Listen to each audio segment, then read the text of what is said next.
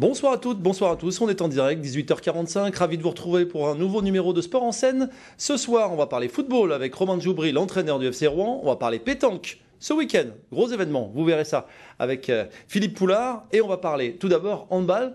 On est ravi de vous accueillir, mais avant ça, on va mettre en place un petit jeu pour vous faire gagner des places pour aller voir l'US Quevilly ce week-end, samedi 22 novembre, donc à 18h au Stade Lauzet.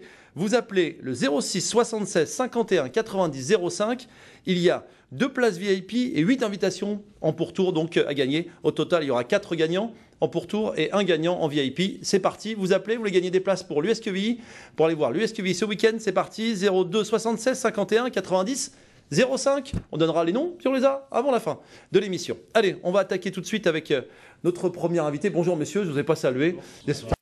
Bonsoir. Oui, bonsoir. On peut dire bonsoir. Alors là, c'est vrai que c'est plus cohérent. Jean-Marc Crevel, on va commencer avec vous. Vous êtes le président du stade Valérie Quay. C'est toujours compliqué à dire ça. Valérie Quay. Valérie Quay, ouais, on enlève le E, c'est plus facile à dire. Tout à fait. Valérie Quay handball. On va parler un petit peu avec vous d'un club qui surprend pour sa montée, évidemment. Alors vous, peut-être un petit peu moins, mais vous jouez en National 1 masculine, l'équivalent de la 3e division, pour un club qui monte. Très très bon début de saison. Bon, ça c'était un petit peu plus compliqué. Avant de parler compétition, championnat, on va présenter le club. Présentez-nous un petit peu ce club de handball. Très bien. Déjà, bonsoir à tous. Bonsoir. Donc le stade Valérie Quay, comme peut-être les gens ne connaissent pas, mais c'est le club de Saint-Valery-en-Caux. Bien sûr, oui, on ne l'a pas dit. C'est vrai que les gens ne le savent pas. Donc c'est un club qui a été créé en 1970 par 2 enseignants. Voilà, donc ça a commencé doucement. Il y a eu une date clé qui est 1976, qui est l'arrivée de Catherine Bazin, qui est manager général, manager sportif. Qui est toujours entraîneur en place, qui n'a jamais cessé d'entraîner l'ensemble des équipes, jeunes et seniors. Hein. Et donc il y a eu aussi, à cette même date, on a eu la création de notre premier gymnase, qui était accolé au collège, Jean-Le Pauvreman, à Savoy-en-Caux. Et d'autres dates clés, c'est une date importante, la construction de notre gros gymnase, qui est peut-être pas assez gros en ce moment, mais... Premier message subliminal de la part du président.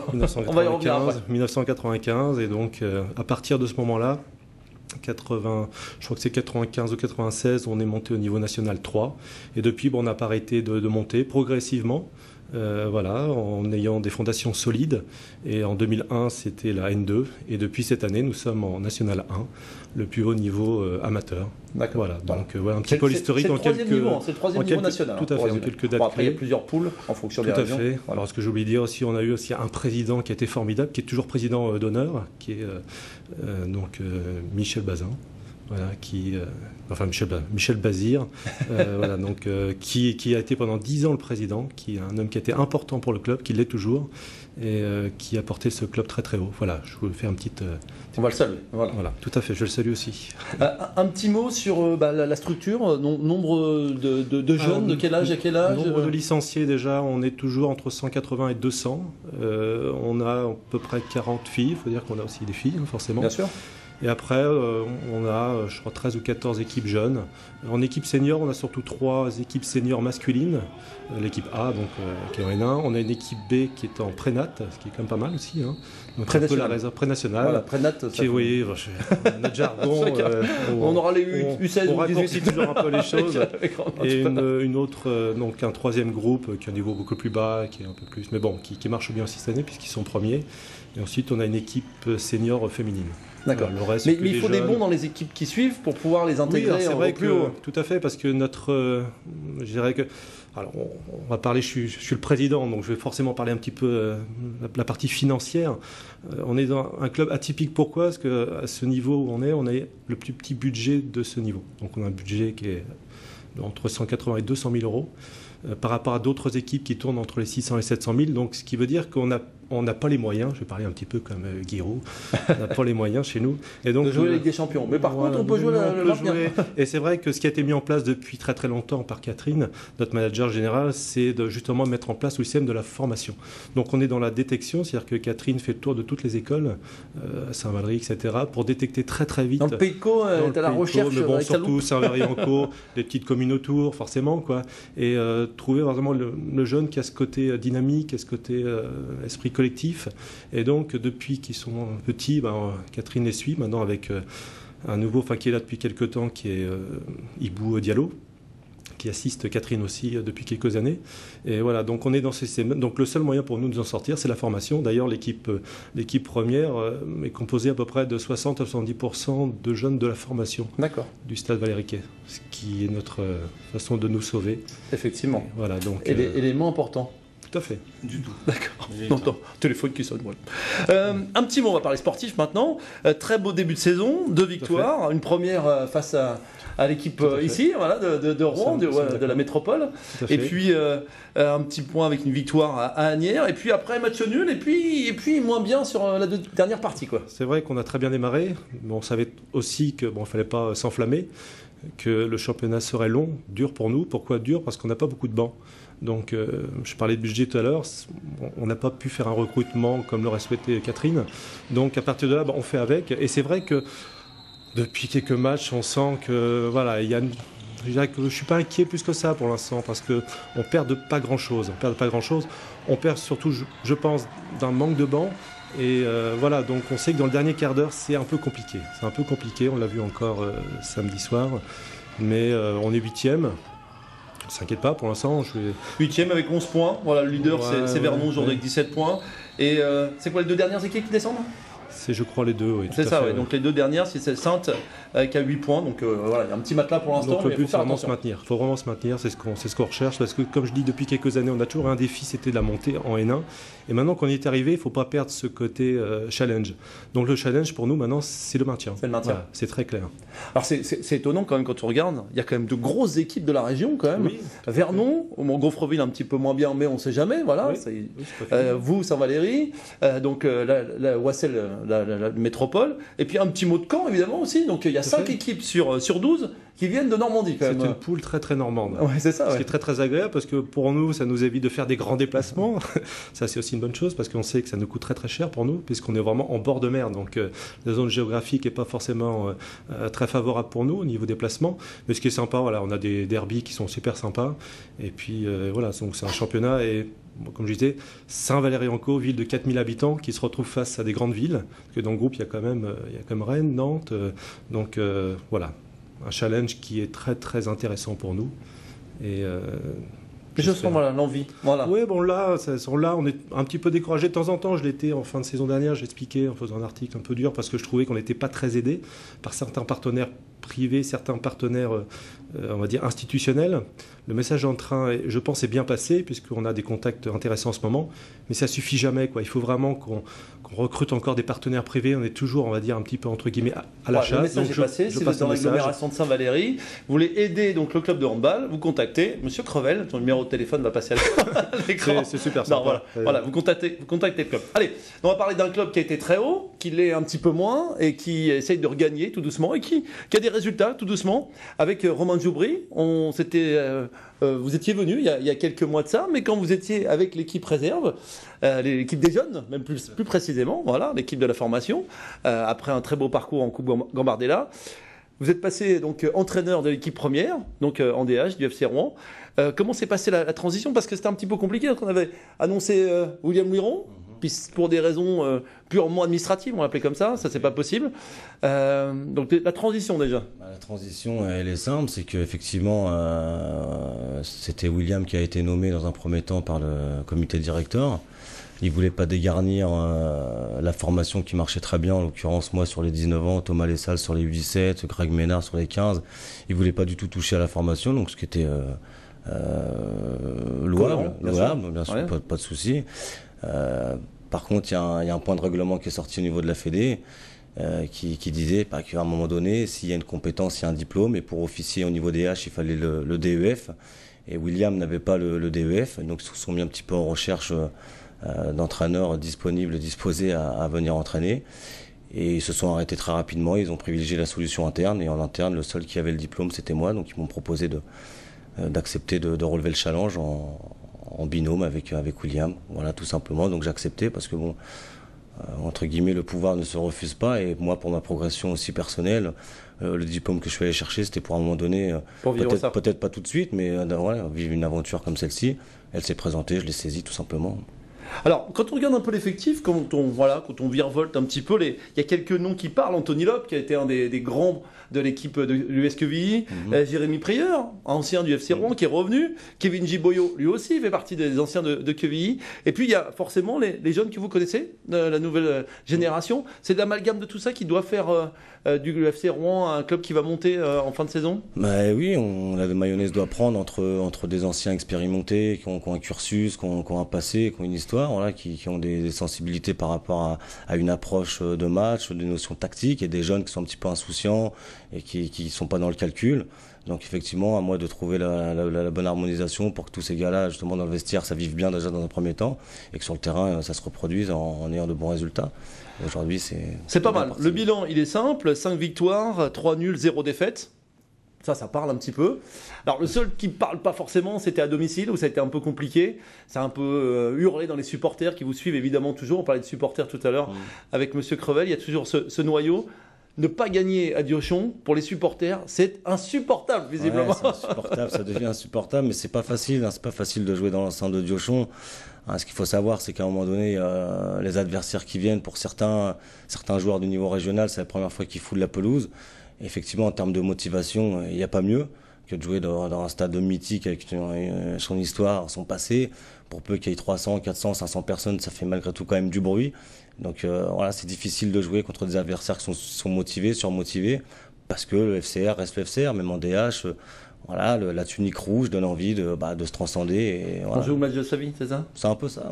C'est un match de coupe tous les week-ends. Donc, pour ceux qui n'étaient pas avisés de ça pour les nouveaux, aujourd'hui ils le savent, ouais, effectivement. Et puis voilà, de jour en jour, on s'améliore sur l'approche du match qui est très importante. Ouais. Un petit mot pour terminer sur le classement, il est plutôt bon. Évreux est pour l'instant l'équipe leader, donc en DH avec 31 points. Vous êtes juste derrière avec 26 points.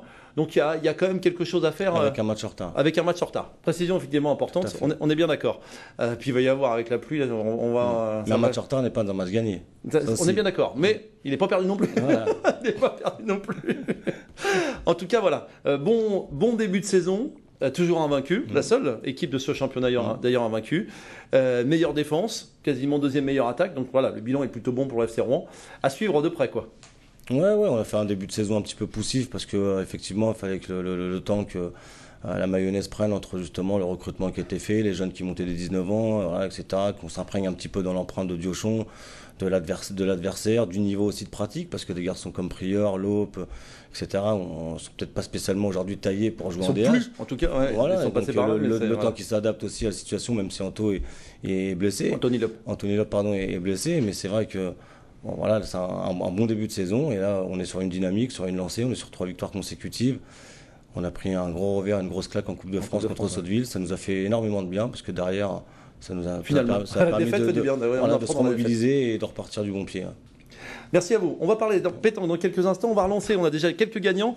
Si vous voulez gagner donc vos places pour aller voir l'US Quevilly ce week-end donc au Stade Lauzet, l'US Quevilly reçoit la réserve de Lille. Alors peut-être des joueurs de Ligue 1 sur le terrain. Donc 2 invitations VIP et 8 invitations pour le pourtour. Donc il reste encore 2 gagnants possibles. 02 76 51 90 05. On va parler maintenant pétanque avec un rendez-vous qui a lieu ce week-end. C'est quoi, les meilleures des meilleures équipes de France qui viennent à Saint-Pierre-les-Elbeuf, c'est Poulard? Pardon, bonsoir Régis. Ce sont les meilleurs clubs de France, ouais. C'est ça, ouais. Qui participeront au championnat national des clubs 2014. Donc ils se sont tous affrontés en fonction des niveaux. Ce sont les qualificatifs. Et il y a vraiment les meilleurs en fonction des 3 divisions, c'est ça? C'est ça. Il y a eu les qualificatifs qui ont eu lieu, et là c'est la finale qui a lieu ce week-end, le vendredi, samedi et dimanche, au Bolodrome Henri Salvador à Saint-Pierre-les-Elbeuf. Alors à noter quand même qu'il y a les championnats féminins aussi qui jouent aussi. Il y a aussi l'équipe. Il y a 12 clubs masculins et 8 clubs féminins.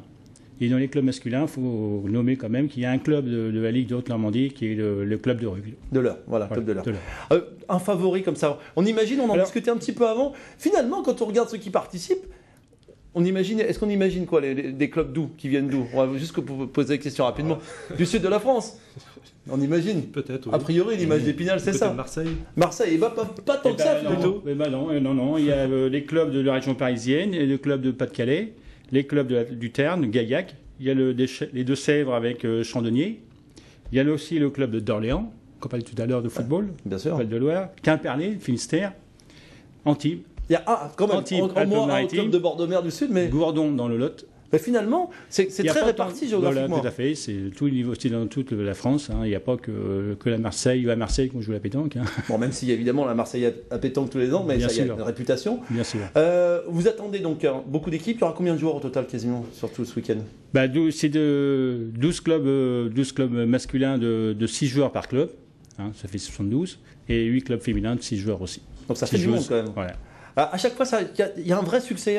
Ils aiment venir jouer à Saint-Pierre-les-Elbeuf. Ils aiment venir à Saint-Pierre-les-Elbeuf, le Bolodrome Maurice-Salvador, qui est le plus grand au monde.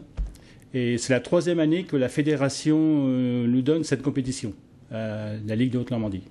Ce qui est rare, parce qu'en principe, on ne l'a qu'une fois. On l'a pas, donc la fédération aime bien travailler avec vous et les clubs aiment bien venir. Voilà.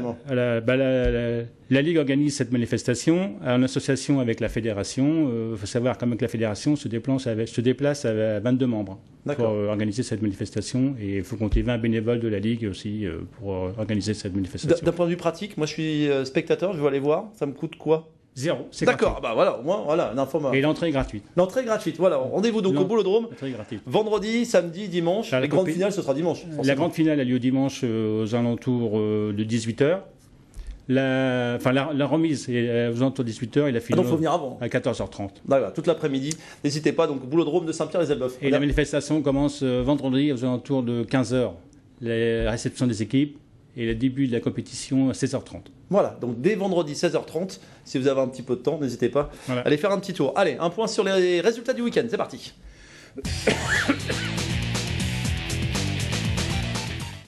On va commencer par la Coupe de France, on l'a évoqué tout à l'heure, le FC Rouen qui avait été battu par Sotteville. Il restait en tout cas 5 équipes de Haute-Normandie et maintenant il ne reste plus que 2. Quevilly donc a conservé, continue donc pour le 8e tour avec une victoire 2-0 face au Sirocco les Abîmes. Défaite de Gonfreville, ça s'est joué à pas grand chose vraiment et ça s'est fini un petit peu en eau de boudin apparemment avec quelques cartons rouges de la part d'Orléans, ça s'est fini au tir au but.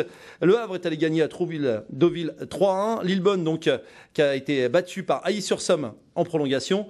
Et la surprenante, ça c'est vraiment la surprise, défaite de Wassel à domicile face à l'US Matoury, donc un club de Guyane au tir au but. Le prochain tirage aura lieu mercredi, on saura quel est le programme des uns et des autres. En basket, en Pro B, 6e journée de championnat, Évreux en difficulté en ce début de saison s'est rassuré en battant largement Provence Basket 71-56. Eugène Tigue, l'Hébroïcien, a fini une fois de plus meilleur marqueur du match avec 20 points, 3 rebonds et une passe décisive au classement. L'ALM est 10e avec du 50-50, 50% de victoire évidemment et 50% de défaite. En hockey sur glace, Ligue Magnus, en 9e journée, après la qualification en demi-finale de la Coupe de la Ligue, c'était en direct sur notre antenne mercredi soir, les Rouennais sont allés à Chamonix, défaite 4-3, et hier après-midi pour la 10e journée, un match disputé qui s'est joué au tir au but aussi, victoire donc des Rouennais, c'était très compliqué, victoire 3-2 grâce à un très très bon Marc-André Tinel. Au classement, Rouen est 11e avec 10 points et à 10 points du leader grenoblois.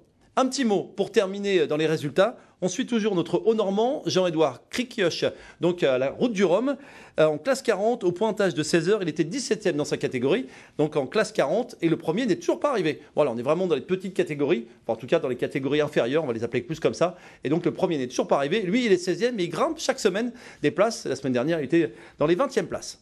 Un rendez-vous maintenant, la Société des courses de Montcanchy, Pays de Bray, organise la finale du Grand National du Trot. La finale du championnat de France de boules, on en parlait tout à l'heure, et de pétanque. Et ben là, il y a vraiment un gros week-end, grosse semaine. Et ce sera donc mercredi prochain, donc à 19h, qui remportera la palme des drivers et qui succédera à Franck Ouvry. 10 points seulement séparent un certain Jean-Michel Bazir de Franck Nivard. On aura aussi au classement final le meilleur cheval et le meilleur entraîneur. Pour les parieurs, ce sera aussi donc la course retenue pour le tiercé, le quarté et le quinté plus. Et un petit mot pour l'invité d'honneur, ce sera Daniel Bravo, ancien joueur du PSG, de Monaco et donc consultant au Canal Football Club. Il sera là toute la journée, signature de dédicace et rencontre avec lui. Donc rendez-vous mercredi 19 novembre à Montcanchy, donc à quelques kilomètres de Forges-les-Eaux. Voilà.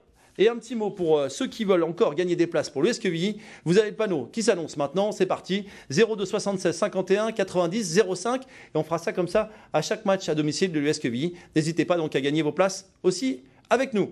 Un dernier mot évidemment, sportenscène@lachaînenormande.fr. Vous nous envoyez un petit mail pour nous donner les informations sur vos clubs, sur les événements que vous organisez. Et nous on se retrouve la semaine prochaine. On parlera d'autres choses évidemment. Merci à tous les trois et on se retrouve la semaine prochaine. Salut!